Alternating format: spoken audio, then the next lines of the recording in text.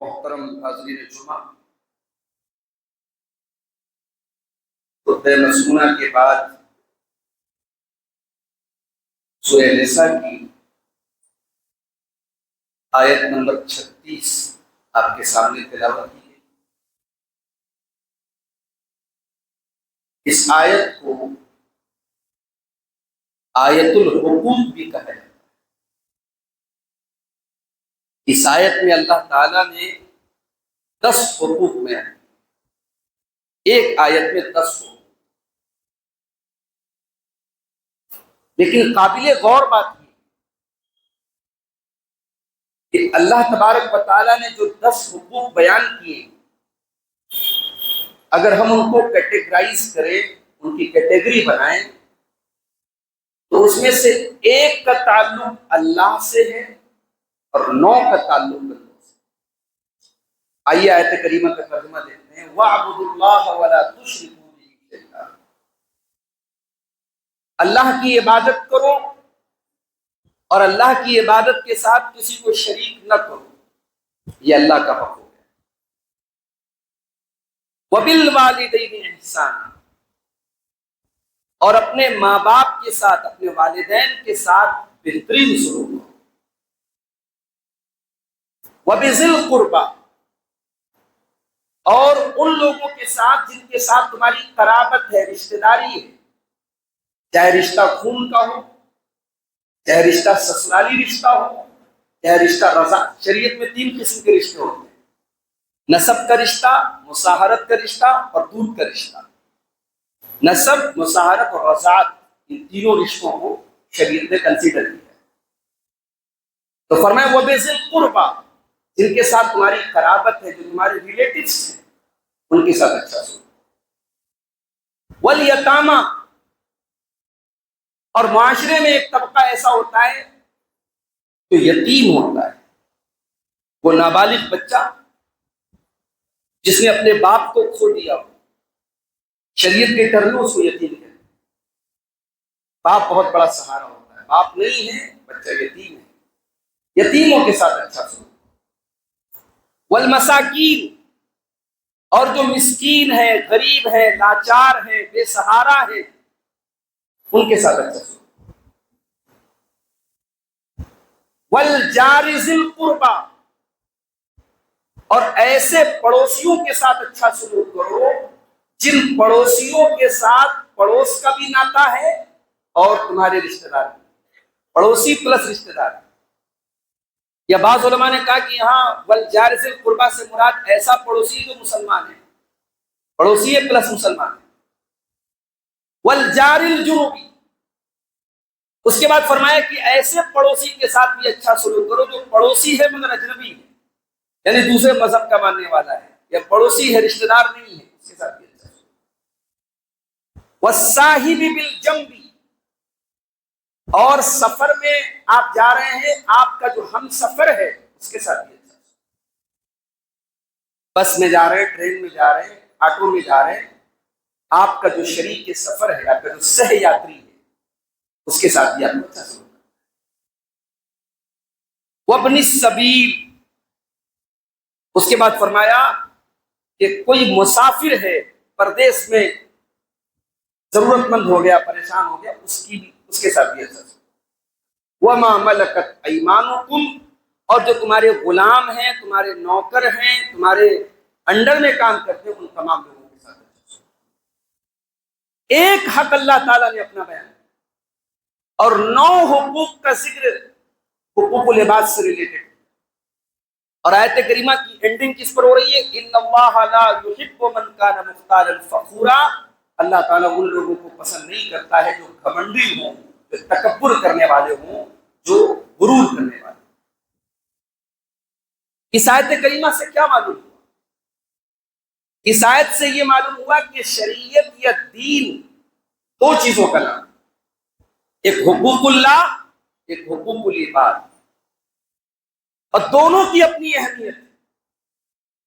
ایک انسان توحید پر ہے، شرک نہیں کرتا ہے، بہت اچھی بات ہے، توحید تو بیس ہے، توحید تو بنیاد ہے۔ توحید گڑبڑ ہے تو انسان آخرت میں نیکیوں کا پہاڑ بھی لے کے جائے برباد ہو جائے. لیکن یہ حقوق اللہ اس نے ادا کر. حقوق العباد کا کیا معاملہ تھا؟ اس نے حقوق اللہ تو ادا کر دیا، اس کا عقیدہ صحیح تھا، اس کی توحید صحیح تھی، وہ نماز کا پابند تھا، وہ عبادتوں میں آگے آگے تھا. حقوق العباد کا کیا معاملہ تھا؟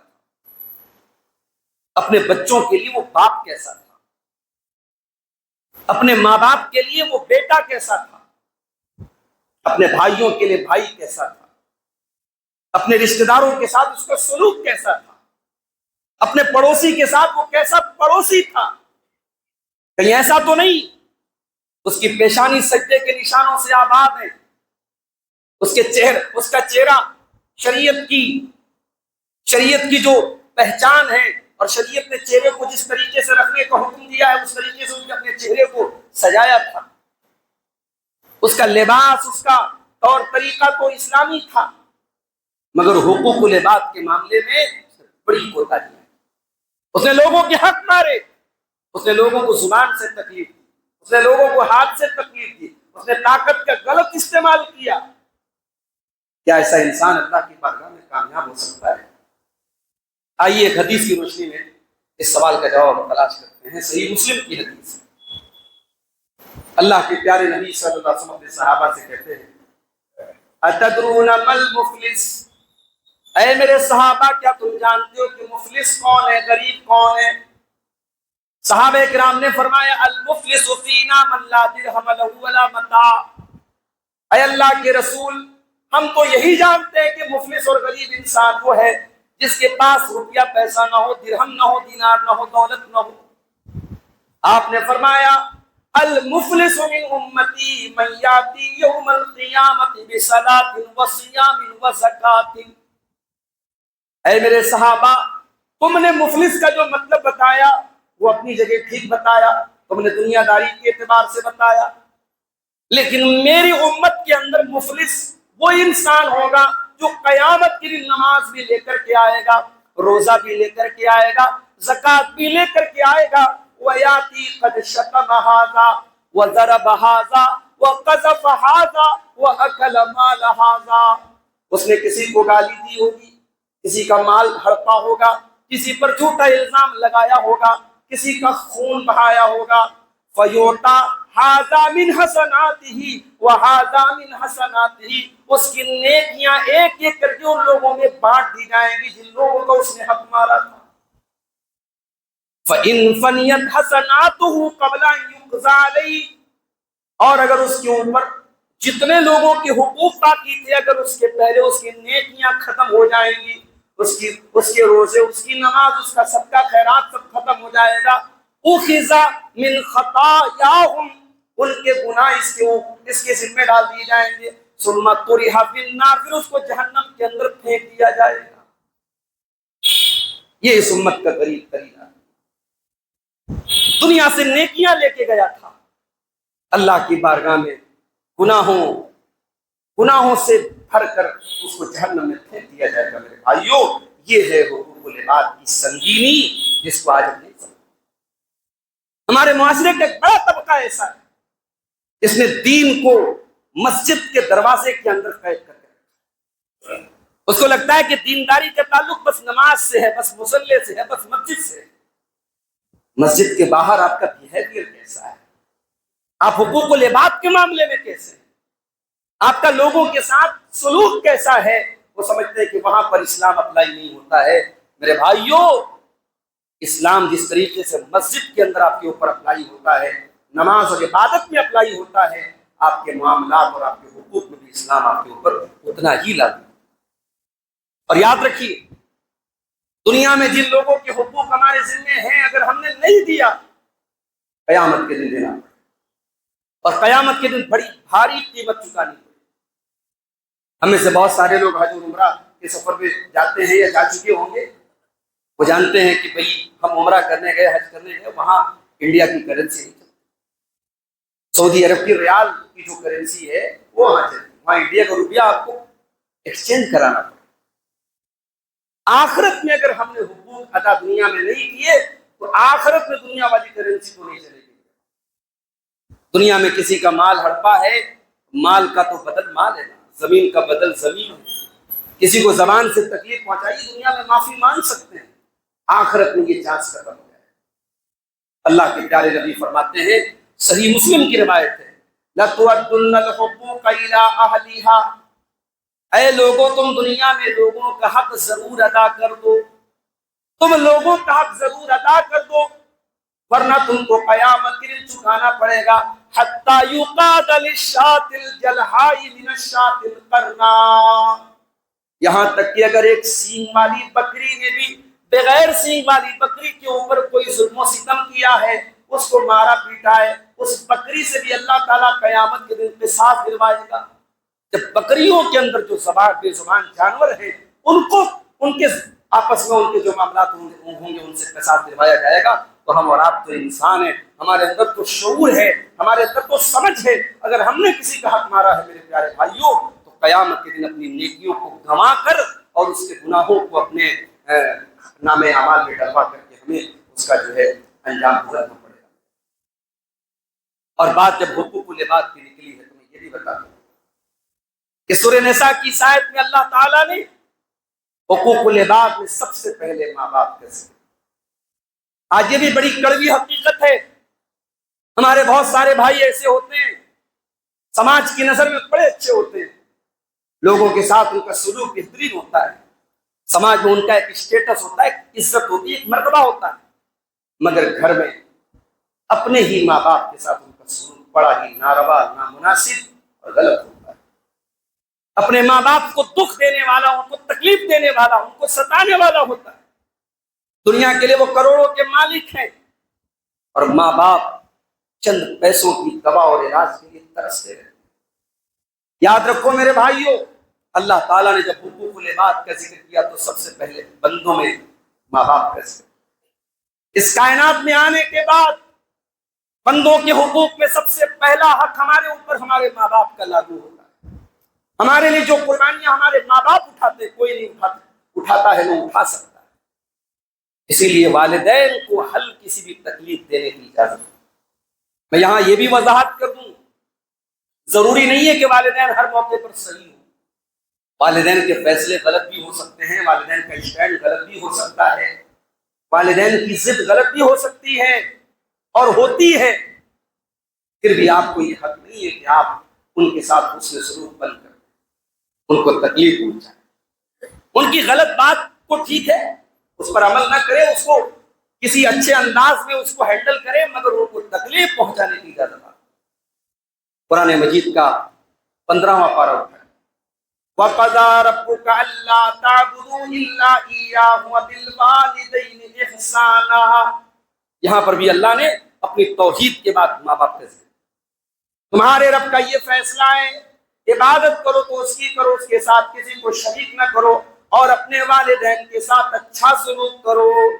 اِمَّا يَبْلُغَنَّ عِندَكَ الْكِبَرَ أَحَدُهُمَا أَوْ كِلَاهُمَا فَلَا تَقُل لَّهُمَا أُفٍّ وَلَا تَنْهَرْهُمَا وَقُل لَّهُمَا قَوْلًا كَرِيمًا، تمہارے والدین میں سے کوئی ایک یا دونوں بڑھاپے کو پہنچ جائیں تو تم ان کو اف بھی نہ کہنا، ان کو ڈانٹنا نہیں، ان کو جھڑکنا نہیں، اور ان سے جب بھی بات کرنا تو بڑے ادب سے بات کرنا۔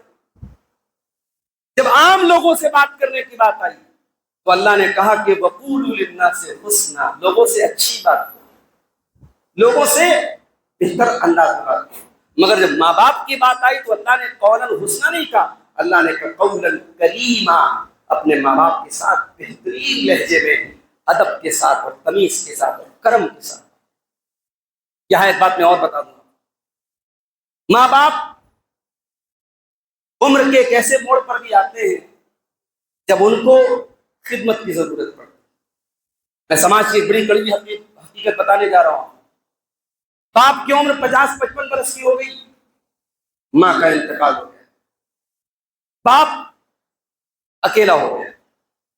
ہمارے سماج میں 50-55 سال کے اس بوڑھے باپ کا نکاح کرانے کے بارے میں اگر بات کی جائے تو بعض لوگ اس کو بڑا عیب سمجھتے ہیں کہ صاحب ان بوڑھے کو شادی کی کیا ضرورت، ان کو بیوی کی کیا ضرورت، جبکہ ہم سب جانتے ہیں کہ 50-55 برس کی اس عمر میں بھی اس انسان کی بہت ساری ایسی ضروریات ہیں جو اس کی بیٹیاں نہیں پوری کر سکتی، جو اس کی بہویں نہیں پوری کر سکتی۔ اور ہم یہ بھی جانتے ہیں کہ انسان کے بہت سارے تقاضے اور ضروریات جب تک میاں بیوی ہوتے ہیں ایک دوسرے کی شکل میں پورے ہوتے ہیں، بیوی کی جدائی کے بعد شوہر کے لیے بہت بڑا مسئلہ ہوتا ہے۔ میں نے ایسے بھی بچوں کو دیکھا ہے، ایسے بھی اولاد کو دیکھا ہے کہ اس عمر میں ان کی ماں کا انتقال ہو گیا تو انہوں نے خود رشتہ، مناسب رشتہ تلاش کر کے کسی بیوہ سے، کسی مطلقہ سے اپنے والد کا نکاح کرا، اس کو بھی انہوں نے اپنے باپ کا ایک حق سمجھا۔ اور اسی سماج میں ہم ایسے لوگوں کو بھی دیکھتے ہیں کہ اس کو بڑا عیب مانتے ہیں صاحب، اور اس کے جو ڈرا بیکس ہیں، جو اس کے مضر نقصانات اور اثرات ہیں، وہ باپ کس طریقے سے گھٹ گھٹ کے جیتا ہے اور زندگی کس طریقے سے اس کی دوبر ہو جاتی ہے، وہ بھی ہم اپنے سماج میں دیکھتے ہیں۔ میرے بھائیوں، اگر جسمانی اعتبار سے وہ باپ ماں کے انتقال کے بعد اگر اس لائق ہے کہ اس کی شادی کی جائے تو اس کی شادی کرانا بھی اس کے حسن سلوک میں شامل ہے۔ یہ بات کیا ہے؟ ہمارے یہاں بڑا عجیب مسئلہ ہے۔ بعض گھروں میں یہ بھی ہوتا ہے صاحب، لڑکی کو طلاق ہو گئی، مطلقہ لڑکی بیٹھی ہے، اس مطلقہ لڑکی سے اوپر تو کوئی نکاح کرنا نہیں چاہتا، اور ماں باپ بھی ڈھیلے پڑ جاتے ہیں کہ اس کی ضرورت کیا ہے، اس کی شادی کریں۔ ماں باپ یہ نہیں سوچتے کہ ہماری زندگی تک تو ٹھیک ہے، ہم اس کے حقوق ادا کریں گے، ہمارے مرنے کے بعد کیا ہمارے بچے جو اس لڑکی کے بھائی ہیں اور ان کی جو بیویاں جو اس لڑکی کی بھابیاں ہیں، کیا اس کے وجود کو برداشت کرے گی؟ آج کتنے گھروں میں مطلقہ بیٹیاں بیٹھی ہوئی ہیں اور صحیح وقت پر ان کی شادی نہیں ہوئی اور بعد میں بڑے مسائل پیدا ہوئے۔ میرے پیارے ساتھیوں، ہمارے ہندوستان میں اور آپ کے اسی پٹنہ کی سرزمین پر ہم نے ایک وہ دور دیکھا ہے جب علماء کے درمیان یعنی ایسی تحریک بھی اٹھی کہ جو عورتیں بیوہ ہو گئی یا مطلقہ ہو گئی، ان کی شادی کا رواج نہیں تھا، تو اس دور کے بڑے بڑے علماء نے جو ہے اس کی تحریک اٹھائی اور خود مطلقہ اور بیوہ سے شادی کر کے انہوں نے اس جو ہے رسم کو، اس پوری رسم کو۔ تو یہاں میں بات کر رہا تھا والدین کے ساتھ حسن سلوک کی، اللہ نے کہا کہ ان کو ہلکی سی تکلیف بھی آپ کو نہیں۔ وَاخْفِضْ لَهُمَا جَنَاحَ الذُّلِّ مِنَ الرَّحْمَةِ، اور اپنے ماں باپ کے لیے اپنے عاجزی کے بازو بچھا دو، اپنے والدین کے سامنے سپیریئر نہ بنو، اپنے آپ کو اعلیٰ نہ بنو، ان کے سامنے اپنے آپ کو ڈاؤن کر کے رہو، ان کے سامنے اپنے آپ کو عاجزی کے ساتھ رکھو۔ وَقُلْ رَبِّ ارْحَمْهُمَا كَمَا رَبَّيَانِي صَغِيرًا، اور جب بھی دعا کے لیے ہاتھ اٹھاؤ تو یہ دعا ضرور پڑھو کہ اے پروردگار میرے ماں باپ پر رحم فرما جس طریقے سے انہوں نے بچپن میں مجھے پالا ہے۔ یہ پیاری دعا ہے، چھوٹی سی دعا ہے، اسے ماں باپ کی زندگی میں بھی پڑھا کرو اور ماں باپ کے مرنے کے بعد بھی پڑھا کرو۔ رب ارحمہما کما ربیانی صغیرا، رب ارحمہما کما ربیانی صغیرا، پروردگار میرے ماں باپ پر رحم فرما جس طرح بچپن میں انہوں نے مجھے پالا ہے۔ باپ کے مرنے کے بعد اس کے نام سے مسجدیں بنوا رہے ہیں، مدرسے بنوا رہے ہیں، کنویں کھدوا رہے ہیں، ٹیوب ویل لگوا رہے ہیں۔ باپ کی زندگی میں باپ کی کیوں نہیں قدر کی؟ ماں کی زندگی میں کیوں نہیں ماں کی قدر؟ ہمارے یہاں یہ بڑے افسوس کی بات ہے، ہم مرنے کے بعد ہمیں لوگوں کی قدر و قیمت کا احساس ہے۔ زندگی میں اپنے ماں باپ کی عزت کرو میرے بھائیوں، کی خدمت، ان کو تکلیف نہ پہنچاؤ، یہ بندوں کے حقوق میں پہلا ہے۔ اور آگے بڑھیے، اس کے بعد فرمایا وہ بھی ذی القربیٰ، رشتے داروں کا بہت بڑا۔ یہ جو رشتے دار ہمارے ہیں، یہ رشتے ہم نے نہیں بنائے، اللہ نے بنایا ہے۔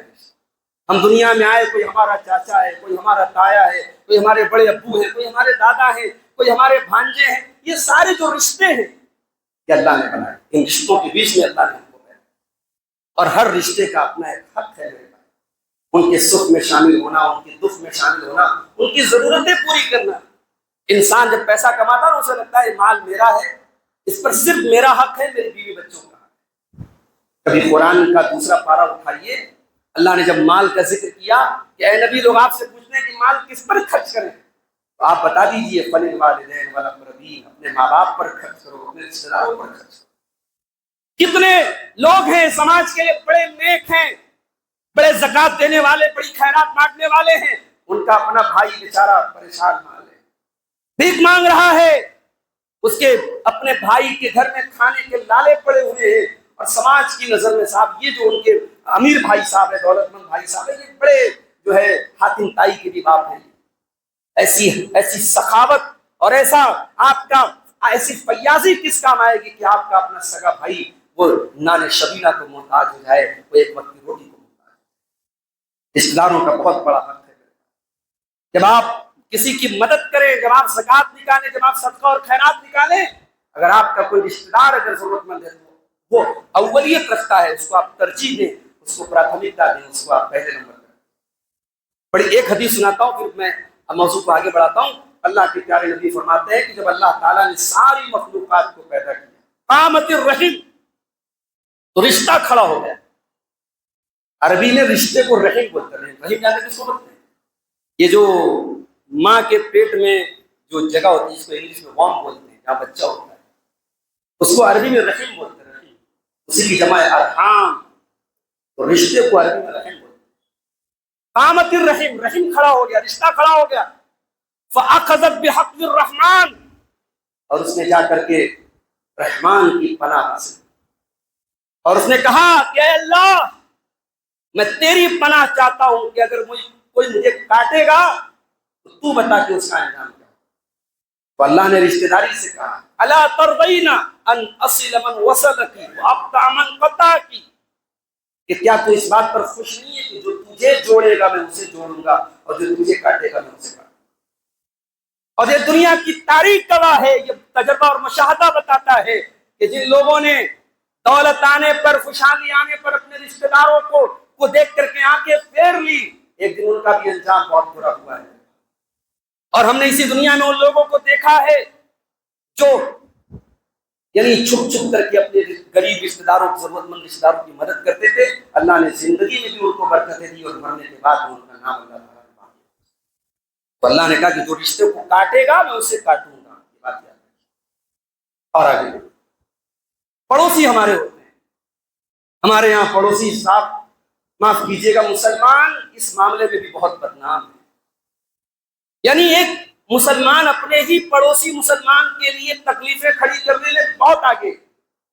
مسلمانوں کی بستیوں میں آپ چلے جائیے، گندگیوں کا سیلاب آپ کو ملے گا۔ مکان بنایا ہے، مکان کے باہر بلا ضرورت چبوترا نکال کر کے اپنے پڑوسی کو تکلیف پہنچائی جا رہی ہے۔ ابھی بنارس کی ایک بستی میں گیا، وہاں بھی جماعت کی ایک مسجد بھی تھی، میرا درس تھا وہاں، میں بائک سے گیا تھا۔ مسجد سے 200-300 میٹر پہلے مجھے اپنی بائک کھڑی کرنی تھی، کیونکہ بائک جانے کا بھی راستہ نہیں تھا۔ بستی ابھی وہ نئی آباد ہو رہی، اور ساری بستی مسلمانوں کی، سارے مکان مسلمان۔ سب کو معلوم ہے کہ ہمارے اوپر اگر ایمرجنسی آئے گی، گھر میں کسی عورت کو ڈیلیوری کا کیس آئے گا، ایک بائک بھی گھر کے دروازے تک نہیں آ سکتی، اپنے گود میں اور اپنے ہاتھوں میں لاد کے لے کے جانا پڑے گا۔ یہ کیا چیز ہے میرے بھائی؟ یہ کامن سینس کے خلاف بات نہیں۔ ہم کیوں نہیں سمجھتے کہ ہم خود اپنے لیے اور اپنے پڑوسیوں کے لیے اور اپنے آس پڑوس کے لوگوں کے لیے کیوں مسائل کھڑے کرتے ہیں؟ مسلمان تو وہ ہونا چاہیے جس کی ذات سے لوگوں کو فائدہ پہنچے۔ مسلمان کو نہیں ہونا چاہیے جس کے ذریعے دوسروں کو مسائل اور پرابلم کا سامنا کرے۔ کبھی آپ قرآن و حدیث کا مطالعہ کیجئے کہ پڑوسی کے تعلق سے اللہ کے پیارے نبی نے کتنی تاکید کی۔ اللہ کے نبی فرماتے ہیں کہ جبریل علیہ السلام مجھے پڑوسی کے بارے میں اتنی وصیت کرتے ہیں کہ مجھے یہ ڈر ہوا کہ کہیں وہ پڑوسی کو وارث نہ بنا، یہ پڑوسی کا حق ہے۔ اور اللہ کے نبی نے فرمایا کہ وہ انسان مومن نہیں ہو سکتا ہے من لا یامن جارہ بوائقہ، جس کا پڑوسی اس کی تکلیفوں سے نہیں۔ پڑوسی کا بھی بہت بڑا ہے۔ اور آگے بڑھیے، آپ کے انڈر میں کام کرنے والے نوکر چاکر، آپ کوئی کارخانہ چلا رہے ہیں، کسی کمپنی میں آپ کی کوئی کمپنی ہے، آپ کے انڈر میں جو لوگ کام کر رہے ہیں، ان کے ساتھ آپ کا سلوک کیسا ہے؟ کہیں ایسا تو نہیں کہ اللہ تعالیٰ نے آپ کو باس بنایا ہے، ان کو آپ کے انڈر میں بنایا ہے، تو آپ کا بیہیویئر، آپ کی بات چیت ایسی ہے کہ آپ ان کو حقارت کی نظر سے دیکھتے ہیں، ان کی غربت کا مذاق اڑاتے ہیں، ان کو اپنی زبان سے تکلیف پہنچاتے ہیں، ان کی تذلیل کرتے ہیں؟ نہیں میرے، ٹھیک ہے اللہ تعالیٰ نے آپ کو پاور دیا ہے، وہ آپ کے انڈر میں کام کر رہا ہے، اس کا مطلب یہ نہیں ہے کہ وہ آپ کا غلام بن گیا اور آپ اس کے ساتھ جیسے چاہے ویسے۔ حضرت ابو ذر غفاری رضی اللہ تعالیٰ عنہ کا ایک غلام تھا، اس زمانے میں تو غلامی چلتی تھی، تو غلام تو وہ ہوتا تھا کہ بھائی وہ تو اپنے مالک کے انڈر میں ہر طریقے سے رہتا تھا۔ حضرت ابو ذر غفاری نے اپنے غلام کو اس کی ماں کا نام دے کر کے کوئی آر دلا دی، ماں کا نام لے کے کوئی بری بات نہیں کہتی۔ اللہ کے پیارے نبی کے کانوں تک ابو ذر غفاری کون ہے؟ ابو ذر غفاری اللہ کے نبی کے بڑے چہتے صحابہ میں سے، بڑے لاڈلے صحابہ میں سے۔ اللہ کے نبی نے بڑے غصے میں فرمایا، اے ابو ذر انک امرؤ فیک جاہلیہ، اے ابو ذر ابھی تمہارے اندر دور جاہلیت کا نشان باقی ہے۔ اعیرتہ بامہ، تم نے اس کو اس کی ماں کا نام دے کر کے گالی کیوں دی، اس کو عار کیوں دلائی؟ اے ابو ذر کان کھول کر کے سن لو، یہ نوکر چاکر بھی تمہارے بھائی ہیں، یہ الگ بات ہے، اللہ نے ان کو تمہارے انڈر میں کر دیا ہے، اس لیے جو تم کھاؤ ان کو بھی کھلاؤ، جو تم پہنو ان کو بھی پہناؤ، اور ان کی طاقت سے زیادہ ان کے اوپر بوجھ نہ ڈالو۔ دنیا کا کون سا دین ہے میرے بھائی جو ملازموں کے حقوق بیان کرتا ہو، جو ہمارے انڈر میں کام کرنے والوں کے حقوق بیان کرتا ہو؟ اللہ کے پیارے نبی کی شریعت نے ملازموں کے، نوکروں کے اور کام کرنے والوں کے بھی حقوق بتائے ہیں۔ اللہ کے پیارے نبی یہ بھی فرماتے ہیں آتُ الْأَجِيرَ أَجْرَهُ قَبْلَ أَنْ يَجِفَّ عَرَقُهُ، کہ کسی مزدور کی مزدوری اس کا پسینہ سوکھنے کے پہلے دے دو، کام کر دیا ہے مزدوری دے دو، اس کی مزدوری کے لیے اس کو دوڑاؤ مت، اس کو پریشان۔ تو یہ نوکروں کے حق ہے، ملازموں۔ اور آگے بڑھیے، اللہ کے پیارے نبی نے ہمیں یہ بھی تاکید، حقوق العباد کے معاملے میں بہت بڑا رول ہوتا ہے زبان کا۔ اکثر ہم زبان کے ذریعے کسی کو تکلیف پہنچا دیتے ہیں۔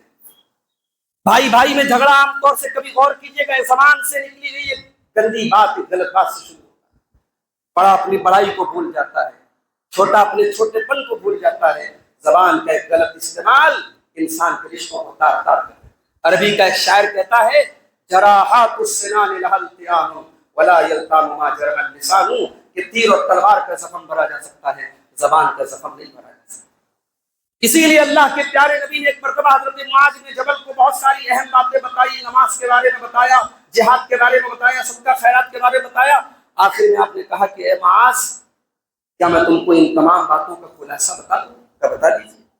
آپ نے زبان کی طرف اشارہ کر کے کہا کہ اپنی زبان کو کنٹرول کرو۔ حضرت معاذ بن جبل نے کہا کہ اے اللہ کے رسول، وَإِنَّا لَمُؤَاخَذُونَ بِمَا نَتَكَلَّمُ بِهِ، کیا اپنی زبان سے کوئی بات ہم بولتے ہیں اس پر بھی اللہ کی ہماری پکڑ ہوگی؟ آپ نے فرمایا ثَقِلَتْكَ أُمُّكَ يَا مُعَاذ، اے معاذ تیری ماں تجھے گم کر دے۔ یہ عربی میں ڈانٹنے کا ایک انداز ہوتا ہے۔ اللہ کے نبی نے ڈانٹا حضرت معاذ، اے معاذ تیری ماں تجھے گم کر دے۔ وَهَلْ يَكُبُّ النَّاسَ عَلَىٰ مَنَاخِرِهِمْ إِلَّا حَصَائِدُ أَلْسِنَتِهِمْ، قیامت کے دن اپنی ناک کے بل گھسیٹ کر کے لوگ جہنم میں اپنی زبان کی وجہ سے۔ زبان کا بہت احتیاط کے ساتھ استعمال کرو۔ رشتوں کو، میاں بیوی کے رشتوں کو برباد کر دیتی ہے زبان، بھائی بھائی کو جدا کر دیتی ہے زبان۔ اور اگر کبھی زبان سے کسی کے بارے میں کوئی ایسی بات نکل گئی جو نہیں نکلنی چاہیے تو معافی مانگ لو میرے بھائی، معافی مانگ لو، جھگڑا ختم کر دو، اس کو ایگو کا مسئلہ نہ بناؤ، اس کو ناک کا مسئلہ نہ بناؤ۔ رشتے کی اہمیت ایگو سے بڑھ کے ہے، اسلام کی حیثیت ایگو سے بڑھ کے ہے۔ اگر اپنے دین کو بچانے کے لیے، اپنی آخرت کو بچانے کے لیے اپنی ایگو کو قربان کرنا پڑے، اپنی ناک کو قربان کرنا پڑے تو اپنی ناک کو قربان کر دو۔ اللہ کے پیارے نبی نے جنت کی خوشخبری سنائی ہے۔ آپ نے فرمایا انا زعیم ببیت فی ربض الجنہ، میں جنت کے کنارے ایک مکان کی گارنٹی دیتا ہوں اس انسان کو، لمن ترک المراء وهو محب، جو حق پر رہ کر کے بھی اپنے جھگڑے کو چھوڑ دے، جو جھگڑا نہ کرے۔ اور آخری بات بیان کر کے بات ختم کروں گا میرے بھائیوں، حقوق العباد کا معاملہ کتنا خطرناک ہے۔ ایک حدیث سنا کے بعد ختم کرتا ہوں۔ حدیث مسند احمد کے اندر بھی ہے، ترمذی کے اندر بھی ہے، اور حدیث کی راویہ ہم سب کی پیاری ماں اور اللہ کے پیارے نبی کی زوجہ محترمہ حضرت عائشہ صدیقہ رضی اللہ تعالیٰ عنہا ہیں۔ وہ کہتی ہیں کہ اللہ کے نبی کے پاس ایک آدمی آیا، اس نے کہا اللہ کے نبی میرے کچھ غلام ہیں اور وہ میرے ساتھ بڑی خیانت کرتے ہیں، بڑی نافرمانی کرتے ہیں، میرے ساتھ بڑا غلط سلوک کرتے ہیں، میں ان کو سزا دیتا ہوں، ان کو گالی دیتا ہوں، ان کو مارتا ہوں۔ تو اللہ کے نبی میں پوچھنے آیا کہ کیا اس پر اللہ تعالیٰ کے ذریعے پکڑ ہوگی؟ اللہ کے نبی نے فرمایا کہ تمہارے غلام جو تمہارے ساتھ خیانت کرتے ہیں، نافرمانی کرتے ہیں، اور تم ان کو جو سزا دیتے ہیں، اللہ تعالیٰ کے دونوں کا حساب ہوگا۔ اگر تمہاری سزا ان کے جرم کے برابر ہے کفاف لا لک ولا علیک، اب تو تم برابر پہ چھوٹ جاؤ۔ لیکن اگر تمہاری سزا سے زیادہ ان کے جرم ہیں، ان کے گناہ ہیں، تو ان کے لیے خطرہ ہے اور قیامت کے دن ان کی پکڑ ہو۔ لیکن اگر تمہاری سزا زیادہ ہے اور ان کے جرم کم ہے تو قیامت کے دن تمہاری خطرناک پکڑ ہونے والی۔ اتنا کہنا تھا، حدیث کے الفاظ فتنحى الرجل فجعل يهتف ويبكي، وہ صحابی رسول اتنا سننا تھا، نبی کی زبان سے یہ جملہ سننے کے بعد ایک کونے میں گئے اور زاروں قطار رونے لگے کہ اے اللہ میرا کیا ہوگا، میرا انجام کیا ہوگا؟ میں نے تو کوئی پیمانہ طے نہیں کیا تھا، میں نے تو کوئی ناپ تول کے سزا نہیں دی تھی، میری سزائیں اگر زیادہ ہو گئی تو میری تو بڑی پکڑ ہوگی۔ اللہ کے نبی نے صحابی کو بلایا، کہا کہ کیا تم نے قرآن کی آیت نہیں پڑھی؟ قرآن کے 17ویں پارے کی آیت ہے، وَنَزَعُ الْمَوَازِينَ الْقِسْطَ لِيَوْمِ الْقِيَامَةِ، قیامت کے دن انصاف کا ترازو رکھیں۔ وَنَزَعُ الْمَوَازِينَ الْقِسْطَ لِيَوْمِ الْقِيَامَةِ، ہم قیامت کے دن انصاف کا ترازو رکھیں گے۔ وَإِن كَانَ مِثْقَالَ حَبَّةٍ مِّنْ خَرْدَلٍ أَتَيْنَا بِهَا، ایک رائی کے دانے کے برابر بھی اگر کوئی چیز ہوگی انسان کے میزان عمل پر، اس کے عمل کے پلڑے پر، اس کے ترازو کے پلڑے پر رکھ دی جائے گی۔ وَكَفَىٰ بِنَا حَاسِبِينَ، اور حساب لینے کے لیے ہم کافی ہیں۔ اتنا جب نبی نے قرآن کی آیت پڑھی، صحابی رونے لگے اور کہنے لگے اے اللہ کے رسول، اب میرے پاس کوئی اور چارہ نہیں ہے، میں آپ کو گواہ بنا کے کہتا ہوں انہم احرار کلہم، میں ان سارے غلاموں کو آزاد کرتا ہوں۔ یہ صحابہ کرام تھے۔ آج افسوس کی بات ہے، آج ہمارے یہاں الحمدللہ عقیدے پر محنت ہو رہی ہے، منہج پر محنت ہو رہی ہے، توحید پر ہم کاربند ہیں اور انشاءاللہ کاربند رہیں گے، مگر یہ جو مسئلہ حقوق العباد کا، اس میں بڑی لاپرواہی ہے۔ آج ہمیں اندر سے اگر کوئی چیز کھوکھلا کر رہی ہے، یہی آپس کا خلفشار، یہی ایک دوسرے سے دلوں میں کینہ رکھنا، حسد رکھنا اور اپنے چھوٹی چھوٹی باتوں کا کو اپنی ایگو کا مسئلہ بنانا، یہ آج ہمارے مسجدوں سے لے کر کے، ہمارے مدرسوں سے لے کر کے ہماری تنظیموں تک کو کھوکھلا کر رہی ہے۔ اللہ کے واسطے ہم ہوش کے ناخن لیں، اور جس طریقے سے ہم اپنے کپڑوں کو صاف رکھتے ہیں، اپنے جسم کو صاف رکھتے ہیں، کاش اپنے دلوں کو بھی ہم صاف کرتے۔ ابراہیم علیہ السلام کی وہ دعا، بڑی پیاری دعا انہوں نے کی تھی اللہ سے کہ اے اللہ ولا تخزنی یوم یبعثون، اے اللہ مجھے قیامت کے دن رسوا نہ کرنا، یوم لا ینفع مال ولا بنون، قیامت کے دن نہ مال کام آئے گا نہ اولاد کام آئے گی، الا من اتى اللہ بقلب سلیم، قیامت کے دن تو وہی کامیاب ہوگا جو صاف ستھرا دل لے کر کے آئے گا۔ دعا کیجیے اللہ تعالیٰ ہم سب کو صاف ستھرے دل کا مالک بنا دے، اللہ ہمارے دلوں کو ہر قسم کے کینہ کپٹ اور حسد سے محفوظ رکھے، اللہ ہمیں حقوق العباد کی سنگینی کو سمجھنے کی توفیق عطا فرمائے۔ ہمارے اوپر جو حقوق ہیں، چاہے وہ ہمارے ماں باپ کے ہوں، چاہے وہ ہماری اولاد کے ہوں، چاہے وہ ہمارے رشتہ داروں کے ہوں، چاہے وہ ہماری پڑوسیوں کے ہوں، یا ایک مسلمان کے جو دوسرے مسلمان پر جو حقوق ہیں، اللہ تعالیٰ ان حقوق کو ہمیں انجام دینے کی توفیق عطا فرمائے، اور حقوق العباد میں ہم سے جو کمیاں اور کوتاہیاں ہوئی ہیں، اللہ تعالیٰ ہمیں زندگی میں ان حق تلفیوں کو ادا کر دینے کی اور ان حق تلفیوں سے اپنے آپ کو بری کر دینے کی توفیق عطا فرمائے۔ رب العالمین ہمیں جب تک ہم زندہ رہیں ایمان پر زندہ رکھے، نبی اکرم کے طریقے اور منہج پر زندہ رکھے، ہر قسم کے شرک و بدعت سے اللہ تعالیٰ ہم سب کی حفاظت فرمائے، جو ہم میں بیمار ہیں اللہ ان کو شفائے کامل عاجل عطا فرمائے، جو روزی روٹی سے روزگار سے پریشان ہیں اللہ ان کے روزگار میں برکت نصیب فرمائے، اللہ ظالموں کے ظلم سے، شریروں کے شر سے ہم سب کی حفاظت فرمائے، ہمارے مسجدوں، ہمارے اداروں، ہمارے مدارس کے اوپر جن ظالموں کی گندی نظریں ہیں اللہ تعالیٰ ان کے منصوبوں کو ناکام کر دے، اللہ ہماری مساجد کی، ہمارے دینی مدارس کی، ہمارے علماء کی اور ہم سب کے جان و مال کی، ہمارے عزت و آبرو کی حفاظت فرمائے، آمین، وآخر دعوانا الحمدللہ۔